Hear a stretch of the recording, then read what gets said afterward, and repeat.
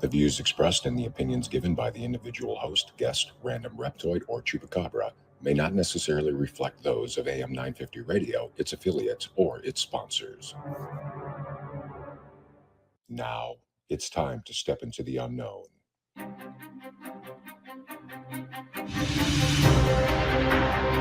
There are things people experience but never talk about. A shadow moving in the corner, flickering of the lights, a disembodied voice. We invite you to talk with us. Share your story, share your experience, because this isn't just your story. This is our story. This is GhostBox Radio with Greg Bakun.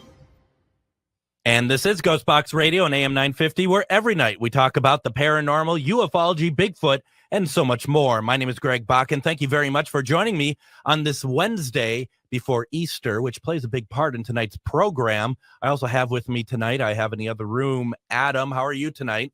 Doing well, sir. Doing well. We are moving towards the Easter holiday, and I could not be more excited for not only the holiday, because I get to grill for the family, but tonight's guest. Is that the Easter tradition, grilling? It is now. It's happened the last 2 years, so I've kind of been like, you know what? Let's stop the arguments about who's serving where. I got burgers. I got dogs. Bring BYOB. Bring your own butts. Bring your own seats. Come on over. Wow. And yet I didn't get an invite. If you want to. No, I don't, actually. Okay. Well, thanks. I'm just kidding. Well, I'm not kidding. Now I'm in a tough spot because I don't want to sound rude or anything, but I also don't want to go to your house. Fair, so, I mean, sometimes I don't want to go there either. So here, tonight I was down in near downtown Minneapolis. I haven't been down there in a long time. It's interesting to see what's still there, what's not there. Mm-hmm. And I was surprised I was able to navigate myself through there. I was out there tonight with my friend Brianna over at Megas, and we were just laughing. We had a good time laughing. We were over at a restaurant. I don't know if you heard of it, called Spitz. I've never heard of it before. Neither have I. It's a Mediterranean restaurant. Ooh. And it was really, really good. So I enjoyed that quite a bit. I got to give that one a shot. I love Mediterranean food. I had a gyro tonight. It was a chicken one. It was very good. But I mean, what Brianna had and what the other people are getting around us, some really good stuff.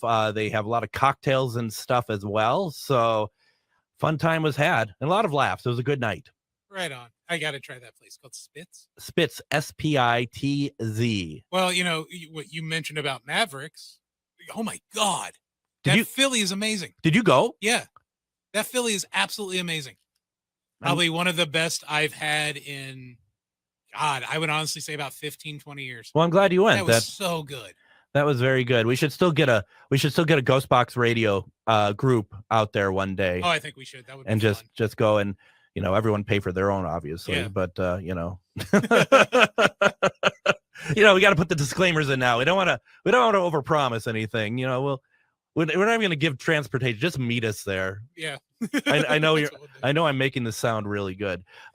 So tonight, I'm excited about this. I really am. I know, Adam, that you've been really excited about the idea of our guest tonight. Our guest is author Robert K. Wilcox. And, I've said this before, and I will always say this, is that it is very clear when I do the show and I talk about religion and stuff, I do stay in the Christianity Catholic arena because that is what I know most. It doesn't mean that we won't venture into other areas, but it's especially around Easter. There is something about those artifacts and those rituals and stuff that I find very interesting.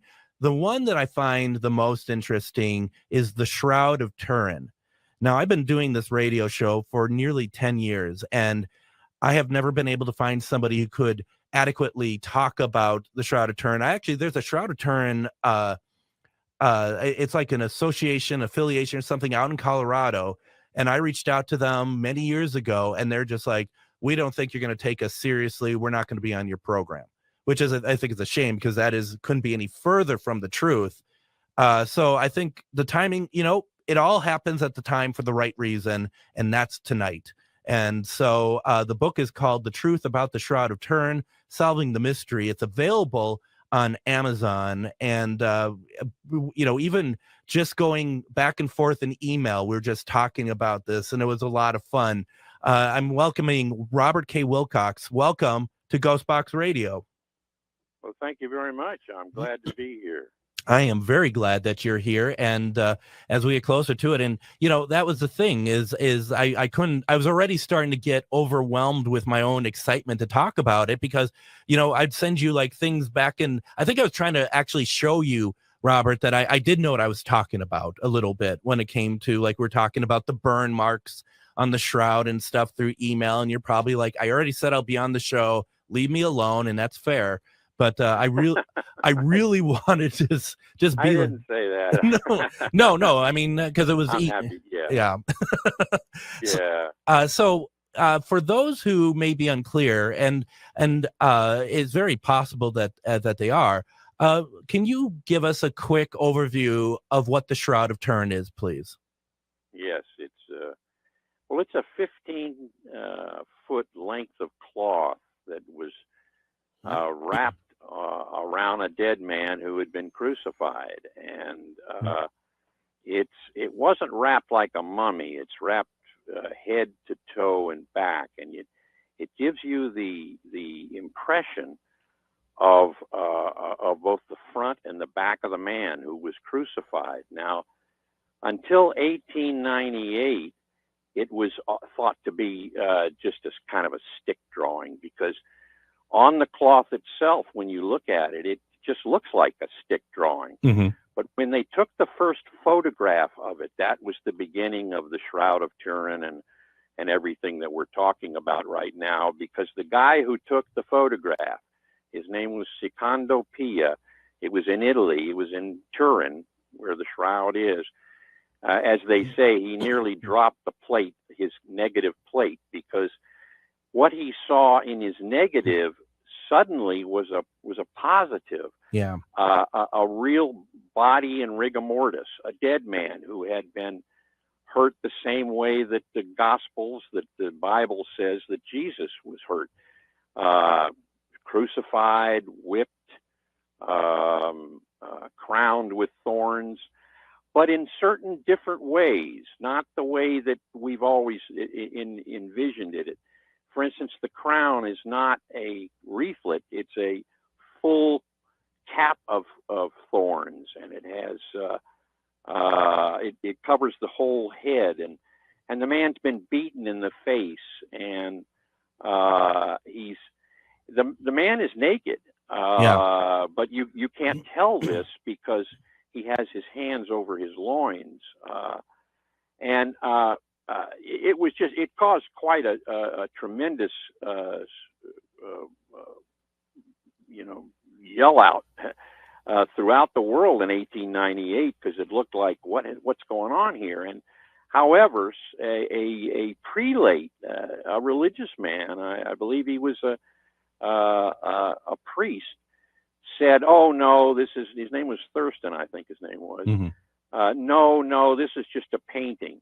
And they put it away without it died down. And let me tell you, it is not a painting. Subsequently, more people began to look at it, and scientist after scientist began to look at the body, and they began to say, this is a real human body. They could identify these various things. There are blood stains all over it, many blood stains. The only blood stain that seems old, though, after death is the one, there's a spear, just like the gospel says happened to Jesus. That one there is sort of an effusion of water and blood. Wow. So it began to look really like, I mean, the amount of people who were, I'm sorry, go ahead. No. I've just like, because like you said, the spear with the water and blood, I mean, that is textbook gospel. Absolutely. Yeah. And yet it deviates from the traditional. If this cloth can be traced back to 1354, we have documents that you can count them right back there. There's no question about it. Now, how does a 1354 faker put a negative image of a dead man on a cloth? that's really the beginning of the scientific mystery. There's no way he could have done it. No. Well, and the thing is too, as you mentioned, as I read in the book, once again, folks, is called The Truth About the Shroud of Turin, Solving the Mystery. In the book, you say yourself, when back even in the late 1800s, when they're like, well, maybe it's paint. If it was paint and you can call this thing back to the 1300s, that paint would have been gone a long time ago, wouldn't it? Well, that's a good point. But let me tell you, there's no paint on this shroud. No. But nobody painted this thing. This is a real photograph of a dead man, a corpse in rigor mortis. There are interesting details to it too. He's been flogged and beaten. There are about 120 whip marks on him, and Jeez. There was a little dog bone, they theorized, because something chipped out pieces of flesh out of it. I hate to get so but it's nasty about it. Important, yeah. Yeah, this is right out of a Roman flagrum, exactly what they did. He has bruises on his shoulders, like someone who carried a cross. And his knees too, right? Pardon me? And his knees as well, right? Because he kept falling. There are blood marks everywhere. All over the shroud. And one of the most intriguing things to me is that all of these blood marks, they came first. The image comes second. It's over the blood mark. Oh, overlaid. And so we know that the man was put into this shroud and he bled on it, and then the image came after it. And I'll just throw something out that's really interesting to me, but all of the blood stains have, 95% of the blood stains have perfect borders on them. So I ask you, if the blood, as it did, dried into the cloth, so that if you have a blood, you've seen a clot on your own hand. Yeah. It'll clot right into the bandage that you have on your hand. How could someone take the cloth off without ripping all these pieces of all these blood clots that 95% of them have perfect borders? They do. They're real blood, say doctors.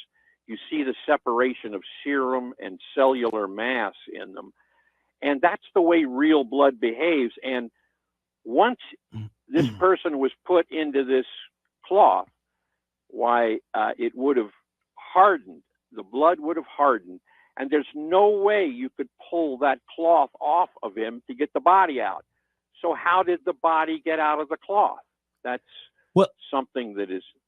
And to your point, I never really thought about this. If you look at anything that's bleeding, it's going to all the blood, to your point, all would join together on the cloth and just like take over the cloth. Yes. Exactly. It would mess up every one of these clots that are on here, and yet they have perfect borders. They're not messed up. Nobody pulled that cloth off of the body, because the body, it got out of the cloth in some way that is supernatural. And that's the implication here. So I also like the fact, Robert, that I guess this is a way, whether, and we'll talk in the next segment about, who we think this person is, even though we're alluding down that line very strongly. But, the idea in reading from the book and stuff that, I take for granted is that this is a wake-up call for a lot of people when they think about crucifixion, when they see that the nails are not going through the hands, they're going through the wrist. They're not going through the feet, they're going through the ankles. Which it makes, exactly, to us it makes sense now, because that's what supports that person on the cross. But everything that we've always heard, and I think it's kind of said in the Bible, isn't it, that it was hands and feet?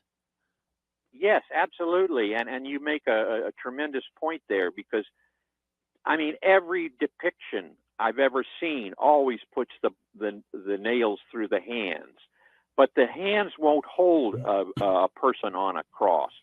And this man had his hands way up above him. You can see from the blood flows. They're going down the arm, and if you put the nails in the hand, it would rip through from the weight of the body. Yeah. So where they put the nail and where it is on the Shroud of Turin, it's in a space called Destote's space, which is above of the hand. It's if you put your hand on your wrist and push down, you'll feel it. It's like a little hole. That's where they put the nail. Oh, and yeah. These are realistic details that you just don't get anywhere else, especially in pictures of Jesus on the cross and so on. Absolutely. This is an absolutely fascinating conversation, and I'm loving every second of it. If you have any comments or questions, please put it into the comments on the Facebook Live. Let's do this. Let's take our first break. When we come back, we got a lot more to talk about with the truth about the Shroud of Turin. Our special guest tonight, Robert K. Wilcox. We got so much more to get through. You're listening to GhostBox Radio on AM 950. Greg Bakun here. I love historic tours of Minneapolis and seeing everything it has to offer. But if you know me, I like to include a little spooky in my tours, which is why I found the perfect combination. Minneapolis Trolley Tours does this amazing candlelight ghost tour that you have to check out. It's an extremely immersive experience. It's a trolley trip that starts out at a haunted mansion, traveling around Minneapolis locations exposing ghost stories that the public and business owners would rather left untold. Then a tour of the aforementioned haunted mansion where ghosts of past residents from the 1800s reside, plus a lot of surprises to discover. Next, experience Gertrude's After Hours. Did I mention Gertrude is the mansion's most famous ghost? Maybe she'll show up. And you finish up the tour at Gertrude's Lounge in the haunted basement of the mansion with refreshments and Q&A. The trolleys are climate controlled and the mansion is restored to perfection. Check out MinneapolisTrolleyTours.com for more information. Have you ever met someone who not only can help you on a deep spiritual level, but also potentially change your life? Refined Divine is an extremely gifted psychic medium who travels the nation and lives right here in the Midwest. And she offers mediumship, mentorship, house and business parties, energy healing, palm readings, and so much more. Refined Divine has helped thousands, and she can help you. Hi, this is Psychic Medium Deb. I cannot wait to hear from you. You can go to refineddivinepsychic.com. Greg Bakun here. Like you, I love good, fresh, delicious food. So I want to tell you about this treasure in Roseville called Maverick's Real Roast Beef. Maverick's has the best roast beef sandwiches I've ever had. Made fresh, every order. Add fries or onion rings dropped in the fryer when ordered, and you have a winning combination. Maverick's Real Roast Beef has a lot more than roast beef, so check out their website, mavericksbeef.com, or check out their restaurant on Lexington in Roseville. It's that time of year again where the weather is getting nice and it's time to get out of the house for some family fun. Lily Putt is the perfect place and is open for the season. Be the first to take on their newest escape room, The Bunker. It's intense, exciting, and totally unforgettable. Prefer spooky? Try the Haunted Mansion. When you're done escaping, hit the mini golf course, go-karts, and jump pads. Lily Putt is perfect for parties and group events too. Visit lilyputt.net for hours and start your spring adventures at Lilyputt. So Adam, what do I finally get the title of the voice of AM 950? I mean, these breaks are all about me now. It really is, and that makes it really hard to edit this at the end of the night because it's your voice wave like the entire time. I don't know. Did I get the vibe right on the tiki? You the did. Tilted Tiki. All right. Yeah, I really like the music on that one too. Oh, good. It was really nice. Oh, good. So, yeah. All right. Well, anyway, welcome back to GhostBox Radio on AM 950.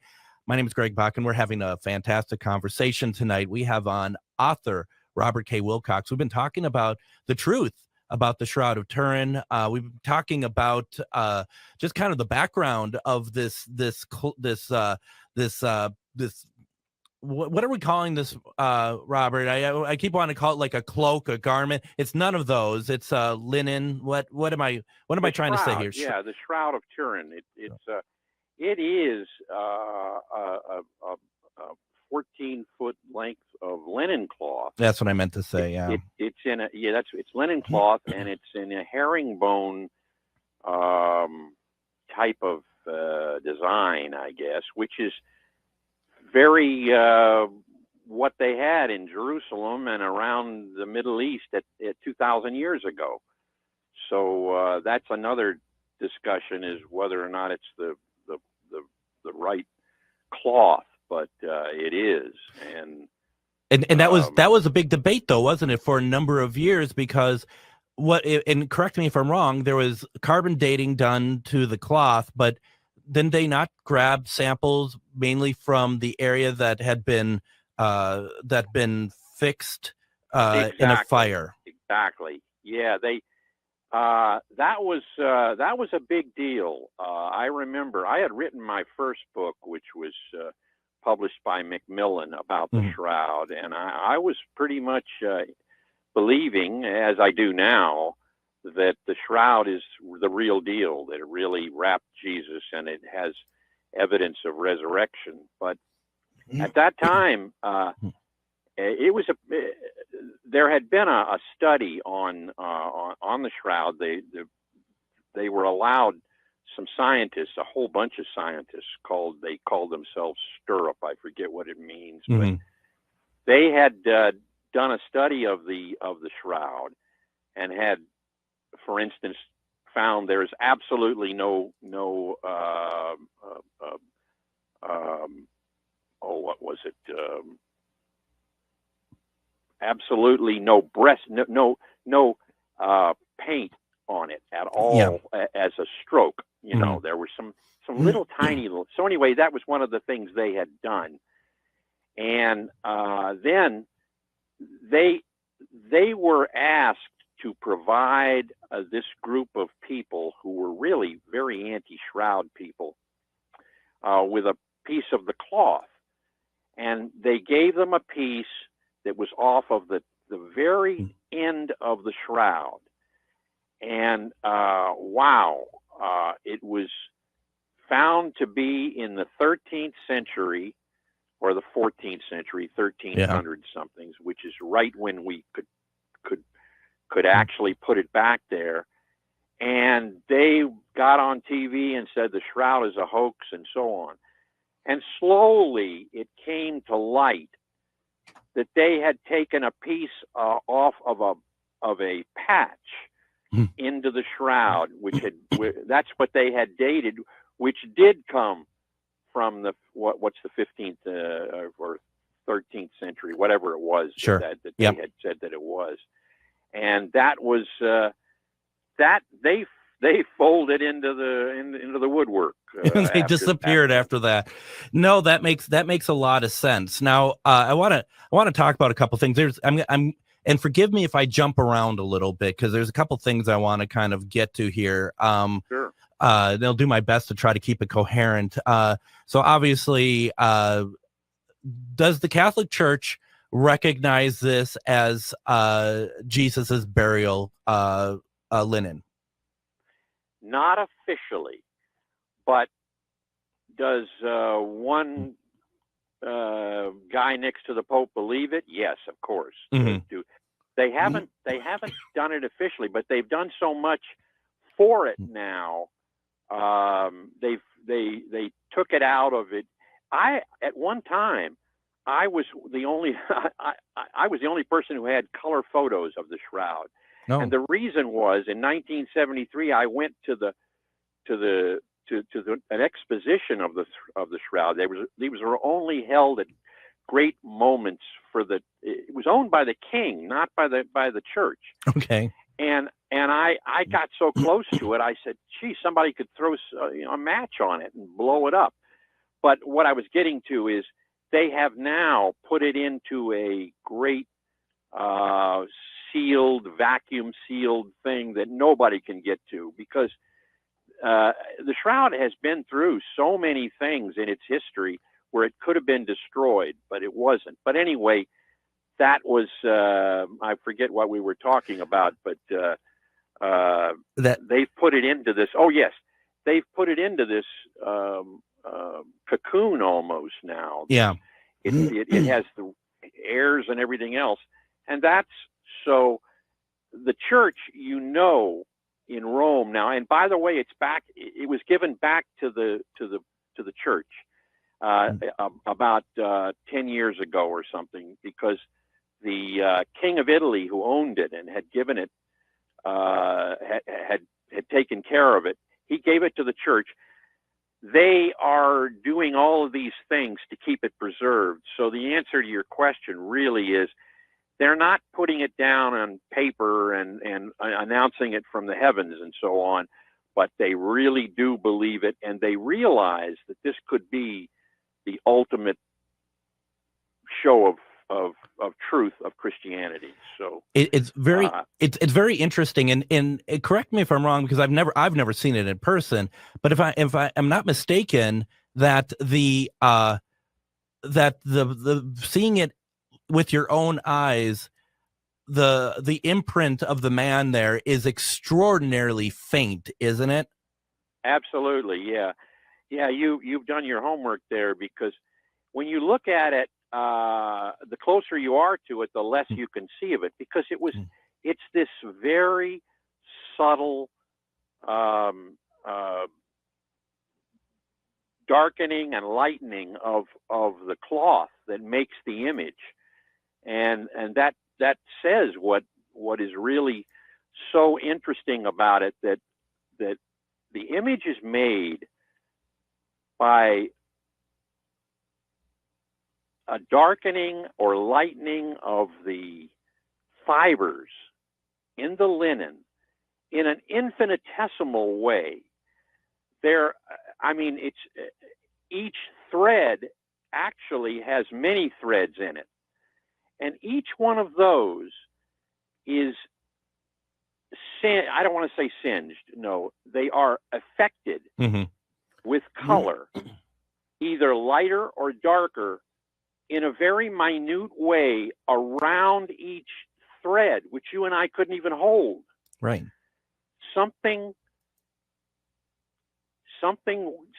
did to that. And nowadays, I think they're getting close to saying it was some sort of cold nuclear explosion, but that's a bad term to use. But there are such things as that would give this kind of blast of heat or light very minutely, that would make this kind of uniform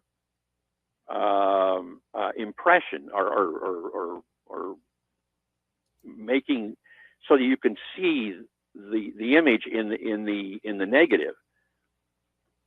And it's also like, and this is what's so amazing about it. It's obviously a huge rush of energy that creates this imprint on this linen, in my opinion, the way I see it.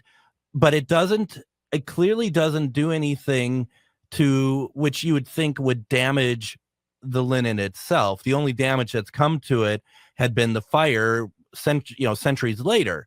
So, it's like there's something, and I get your point when you say the word nuclear, where it's just like it kind of some kind of like instant flash that imprints what's happening. Yes, instant cold flash. Sure. And I was I just recently was reading something about the shroud, and there are some people who think that that's what it is. I forget the name of a cold type of nuclear work, but it has to do with something happening, and it could have done that. But the thing that is so incredible is how precise every one of these millions of fibers on the shroud are exactly impacted the same way. So it's even. You can make a 3D image out of the Shroud of Turin. Now that's one of those things with a space age type mechanism. It's called a VP8 image analyzer. That's the kind of thing where you can turn the shroud around, you can turn the man in the shroud around, Sure. and look at I him, see what you're and saying. he has that. You can't do that with photographs. No. You can't do that with painting. So one of the things too, like it can't be lightning because okay. I'm like, it can't be lightning because I'm going off of my religious belief that he's in some sort of burial stone, but we don't know. I mean, we would assume that regardless because that was the way it worked back then, but we don't know that for certain though, do we? Well, lightning would have destroyed the flow. That's it would true burn as well. It would knock it out. Whatever did this, its power was light, and I don't mean just light like you get from a light bulb, but I mean light. It's tiny. Its power was tiny in that sense, and I understand that in some atom type understanding that you can have that in a, for lack of a better word, a flash of that light. Sure. It would be like cold light. Absolutely. I do have a question from the comments here. Richie B says, is it a divine method that makes the image or scientific? Well, that's how you want to look at it. In my opinion, this is evidence of the resurrection. Yeah. So I tell you that it's a theological thing, but science has worked this thing over, and the best they can say is it's indecipherable. It's unexplainable. So you can take your pick. And I think it's interesting because I think that alone, and everyone's going to have their own opinion on religion or anything else, but alone, that piece alone is what I think you can define as a leap of faith in a sense that you could be like, I choose to believe that this is what it is. And that's part of what I think. Sure. I think there's a difference between religion and faith, in my personal opinion, that, you're like, and I'm actually, Robert, just so you know, I'm right there with you. The idea of like that I choose because there hasn't been anything presented to me that makes me think otherwise. Exactly. Listen, if this was the Shroud of Aristotle, everybody would be on board. Right. This is a problem because it's a religious thing. But listen, in my book, it covers the whole gamut. But in the last 100 years, literally thousands of scientists have gone over this, and they just don't have a problem with it. It's real blood. It's a real body. We can see everything is like that. So we're definitely the burden of proof is now on the doubters. Absolutely. And Richie B has another question. I was kind of asked something similar to this.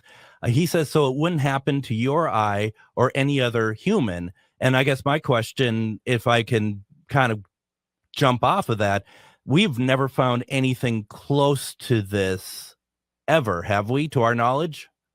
Not that I know of, and not to our knowledge. No, I've done enough research. There's nothing like this. There is nothing like this. It's as I said, you can make a 3D image out of it. Where does that come from? And this cloth is at least 500, 600 years old.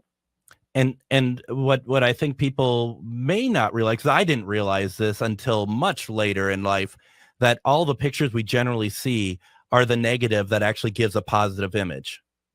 That's correct. That's correct. If you look at it in the positive, you see that stick-like drawing, and it just looks bad. And you can kind of get confused too. I remember being young and seeing it, get confused by the burned corners, thinking that's actually part of the image, and it actually isn't. It's just burned. It's just burned from that fire back in the 14th century. Yes. It's kind of hard to kind of differentiate. I was going to say also, when you talked about it being put into that case. It was, I mean, I remember footage, it had about 25 years ago or something like that, wherever it was, there was a fire there as well, and they had to break the case to get it out because it was in danger yet again. That happened. Yeah, we almost lost the Shroud about 100 times, though. If you go back into history, there have been many of those things. But yeah, some guy ran into the church and opened it up. He burned his hands and everything, but he grabbed the Shroud out of it. And about those marks that look, the fire marks from the 15th century fire, the reason it's interesting that the Shroud was always kept folded like you would fold a blanket. Yep. And so the fire, there was a fire in the 15th century, and it singed the sides of that blanket at the corners, the four corners. So they had to put patches in there, and that's what you see on the Shroud today. You see those patches there, and the patches were the ones that gave the guys who wanted to say it was a phony. Oh yeah, that gave it that 15th century. Now I need to run off to break, but before that, I want to ask you one last question. With the blood being on the Shroud, someone in the Joanne in the comments kind of asked, has that ever been figured out to what type of blood type that person in the Shroud is? Yes, it's B A, I believe. Let me see. Do I have that around here somewhere? I think I do. It's AB, which is typical for Palestine. Oh, interesting. Yep. Oh, how incredible. Let's do this. Let's take our next break here. When we come back, I want to talk about where the Shroud's been. Have some questions. If you have any, put it into the comments. What a great conversation. You're listening to GhostBox Radio on AM 950. Greg Bakun here. I love historic tours of Minneapolis and seeing everything it has to offer. But if you know me, I like to include a little spooky in my tours, which is why I found the perfect combination. Minneapolis Trolley Tours does this amazing candlelight ghost tour that you have to check out. It's an extremely immersive experience. It's a trolley trip that starts out at a haunted mansion, traveling around Minneapolis locations exposing ghost stories that the public and business owners would rather left untold. Then a tour of the aforementioned haunted mansion where ghosts of past residents from the 1800s reside, plus a lot of surprises to discover. Next, experience Gertrude's After Hours. Did I mention Gertrude is the mansion's most famous ghost? Maybe she'll show up. And you finish up the tour at Gertrude's Lounge in the haunted basement of the mansion with refreshments and Q&A. The trolleys are climate controlled and the mansion is restored to perfection. Check out MinneapolisTrolleyTours.com for more information. Have you ever met someone who not only can help you on a deep spiritual level, but also potentially change your life? Refined Divine is an extremely gifted psychic medium who travels the nation and lives right here in the Midwest. And she offers mediumship, mentorship, house and business parties, energy healing, palm readings, and so much more. Refined Divine has helped thousands, and she can help you. Hi, this is Psychic Medium Deb. I cannot wait to hear from you. You can go to refineddivinepsychic.com. Greg Bakun here. Like you, I love good, fresh, delicious food. So I want to tell you about this treasure in Roseville called Maverick's Real Roast Beef. Maverick's has the best roast beef sandwiches I've ever had. Made fresh every order. Add fries or onion rings dropped in the fryer when ordered, and you have a winning combination. Maverick's Real Roast Beef has a lot more than roast beef, so check out their website, mavericksbeef.com, or check out their restaurant on Lexington in Roseville. It's that time of year again where the weather is getting nice and it's time to get out of the house for some family fun. Lilliput is the perfect place and is open for the season. Be the first to take on their newest escape room, The Bunker. It's intense, exciting, and totally unforgettable. Prefer spooky? Try the Haunted Mansion. When you're done escaping, hit the mini golf course, go-karts, and jump pads. Lilliput is perfect for parties and group events too. Visit lilliput.net for hours and start your spring adventures at Lilliput. And join me tomorrow on GhostBox Radio with Greg Bakun. We're going to replay our interview with author C.L. Thomas. She talks about her book, Dancing with Demons, A Paranormal Encounter. It was a great conversation, definitely one worth listening to again. If you want to, you can join me on GhostBox Radio with Greg Bakun Facebook page at 9 p.m. Central Standard Time tomorrow as we do our next edition of Myth or Mystery, which is our panel show with seasoned paranormal investigators and mediums as we take a look at clips and decide whether what people had sent us, these clips, whether they're paranormal or not. And a lot of viewer voting is included with that as well. So definitely, if that sort of thing is interesting to you, please check us out. It's a lot of fun. Welcome back to GhostBox Radio. My name is Greg Bakun, and we are talking about the truth about the Shroud of Turin. And I see some people in the comments a little unclear about what the Shroud of Turin is. We're not going to rehash it. Certainly, please take a listen to the episode. Robert does an amazing job of explaining what it is, but it is the burial cloth of a man that has their body imprinted, which a lot of people, including myself, believe could very well be the body of Jesus Christ, as that those markings on there are very similar and very exacting, actually, to what has been recounted in the Bible when he was crucified. So that is really where we're at with that. I got some questions, but in the comments, I have Carol, and Carol says, I truly believe it is the Shroud of Jesus, but I have what may be a dumb question. So can DNA testing be done? I think they are trying to do that, but the problem is the ancient, the age of the cloth. I can't give you a perfect answer for that, but I believe it's in the works when they can get the right DNA situation. That's about the best I can do for you. Well, and the thing is, and I mean, I'd love someone to prove me wrong. I don't think you can do a DNA testing because we don't have any other DNA of what we believe is Jesus. So you can't. Yeah, there you go. I don't think. I mean, to me, that seems like we can't put it up against anything else as an example. So because DNA is a relatively new process that had been introduced scientifically in our world in the 20th century. So that's, I mean, it's a great question. I think a lot of us take for granted how long some of these things have been around. Like, for example, fingerprinting had only been around since the early 20th century. So, it's those are things that we just have kind of come accustomed to, I guess.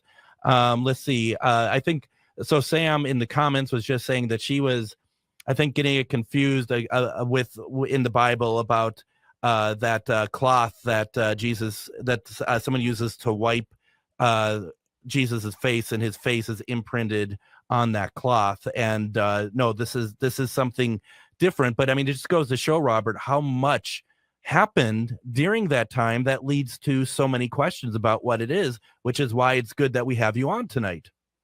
Well, there is, by the way, a cloth.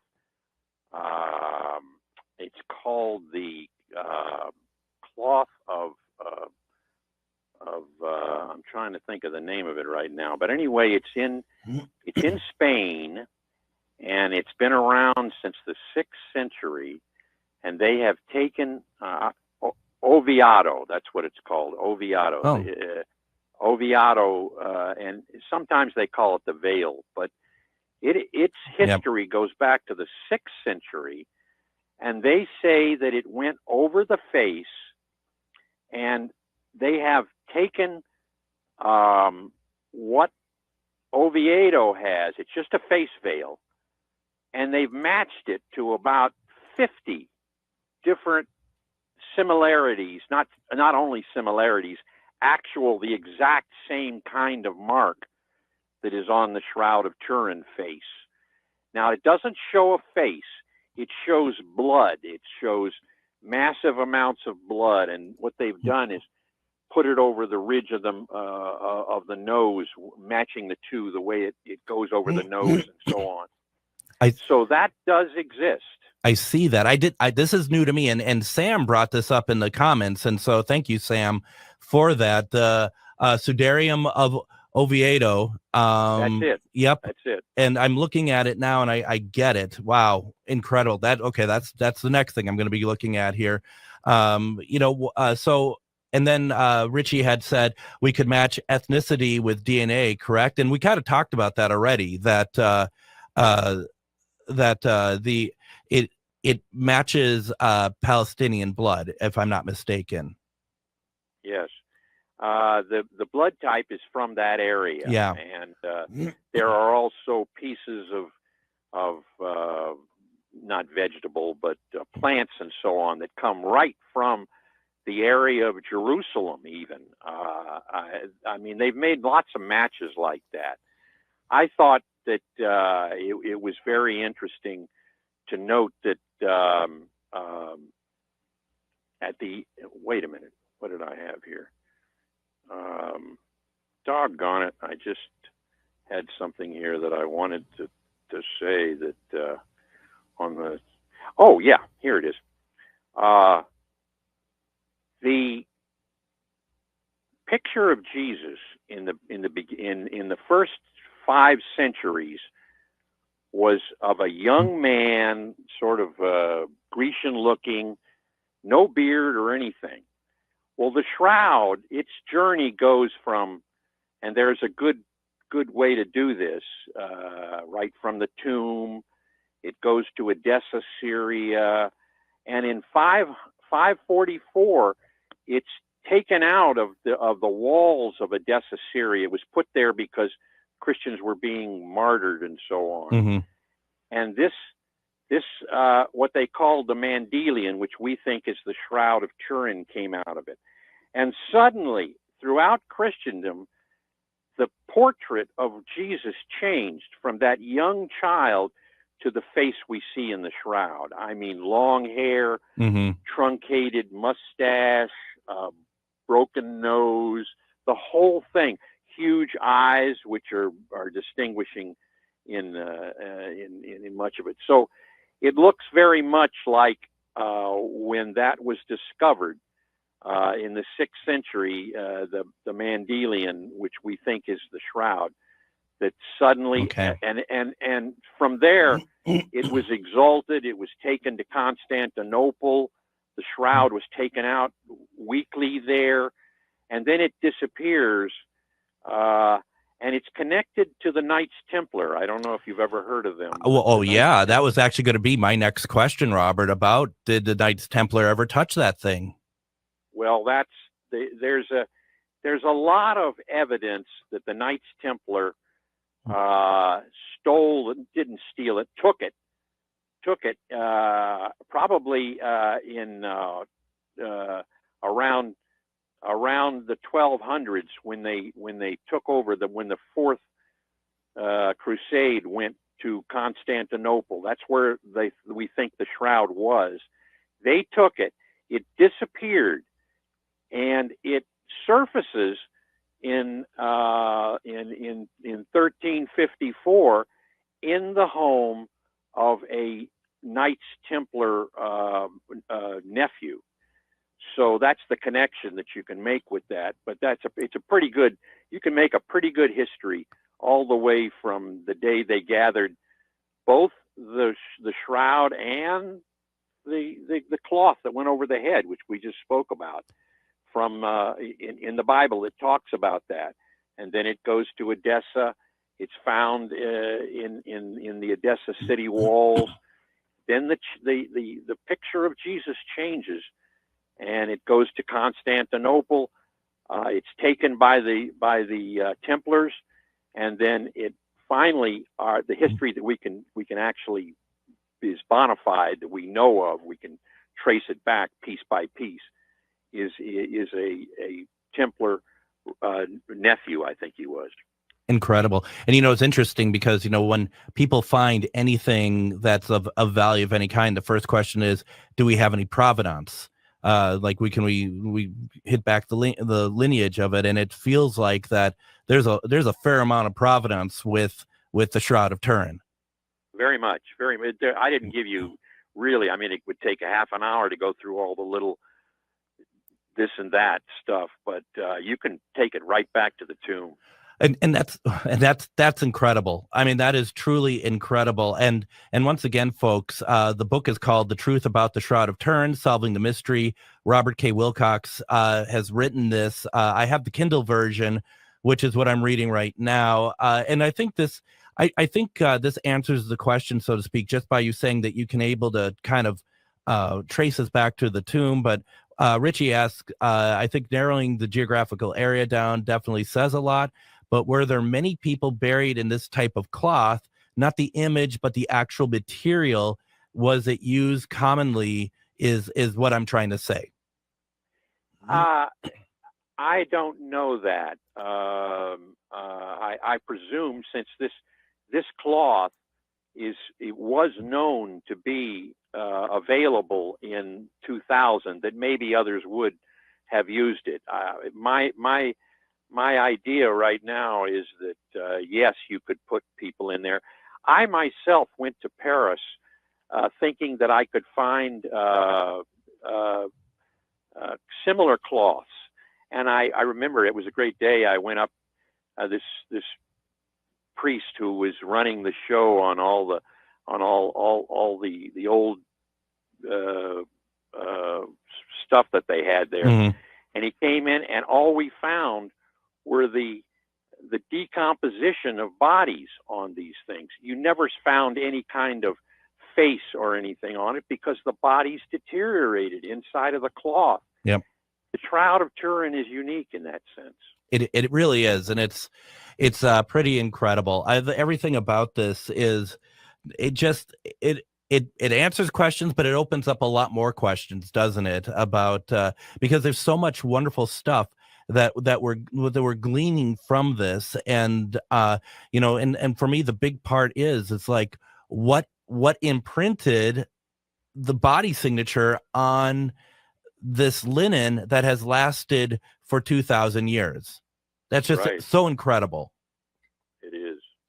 I don't know. I think that maybe it's a warning to all of us. Better get right. Better stop doing all those bad things. Well, I mean, yeah, I mean, I would think so. I would agree with that. I'm just kind of seeing if we got any more questions here. And we did answer this earlier. You mentioned it earlier, but Sam, I do think that you should definitely re-listen to the episode. But the cloth, once again, is where? The Turin, the Shroud, I should say.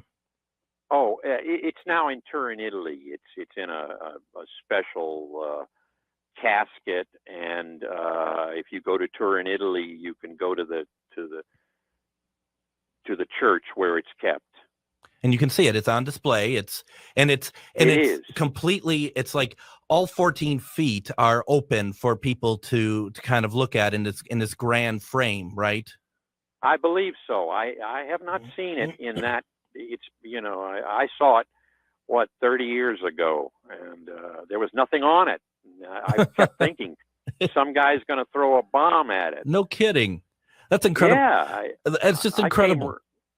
I got so close to it because I'm taking pictures of it, and I said, how can I do this? Somebody could burn it or something. And they realized that, and they stopped that. Yeah, no, absolutely. And I just think about the first time I ever even heard about the Shroud of Turin. This takes me back a show called In Search Of. That's where I first ever heard of it, with Leonard Nimoy. I don't know if you're familiar with the program, back in the late 70s. And yeah, sure, I remember that. Yeah, I've heard that. That's where I, and it was a really very intriguing. But thank goodness, Robert, for books like yours, because this is really really important. And we haven't, as Robert mentioned, we haven't talked a whole lot about a lot of stuff that's in the book. I mean, this is just a very general overview. I have to say again, please, if this is an interesting subject to you, and I've been reading it and I love it, The Truth About the Shroud of Turin, Solving the Mystery, written by Robert K. Wilcox. It is available on Amazon. I got the Kindle version. Robert, this was so great. Thank you so very much for taking your time tonight and talking to us about this. Thanks so much, Greg. I appreciate it. And, it's a worthy subject. It really is. And maybe we can, once I read the rest of it, maybe we can find a reason to have you come back on and we can talk more. Sure enough. Awesome. Thank you very much, everyone. Have a great night. We'll be back tomorrow with C.L. Thomas and Friday, Casual Friday. Take care, everyone.